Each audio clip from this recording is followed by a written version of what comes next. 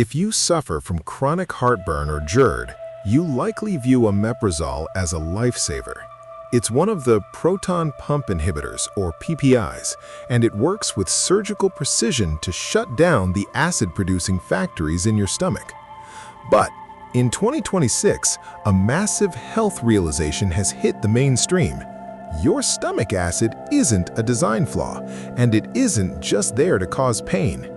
It is the master biological key that unlocks the vitamins and minerals from the food you eat.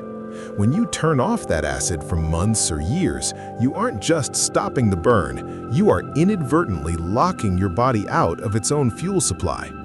Today, we are exploring the omeprazole trap, why it might be weakening your bones, and the protocol to use this drug safely. To understand the trap, we have to look at what happens when you eat a meal. Your stomach acid has two critical jobs. First, it kills bad bacteria so they don't reach your gut. Second, it creates a highly acidic environment that ionizes minerals like calcium, magnesium, and iron. Without enough acid, these minerals stay locked in their food form. They pass right through your stomach and into your intestines, where they are simply flushed out because they weren't unlocked first. In 2026, we are seeing a significant rise in PPI-induced osteoporosis. Because patients have been on omeprazole for 5, 10, or even 20 years, their bodies haven't been able to absorb the calcium needed to keep their bones strong. The drug stops the reflux, but it slowly starves the skeleton. It's a silent trade-off that most people don't notice until a minor fall leads to a major fracture. But it's not just your bones, it's your brain and your blood. To absorb vitamin B12, your stomach needs to produce something called intrinsic factor, which requires an acidic environment to work. Without it, you develop B12 deficiency, leading to that familiar brain fog, fatigue, and even permanent nerve damage. Furthermore, without acid to unlock iron, many long-term omeprazole users find themselves struggling with unexplained anemia. You aren't lacking iron in your diet, you're lacking the acid key to get it into your blood. Another hidden secret of the omeprazole trap is the rebound effect.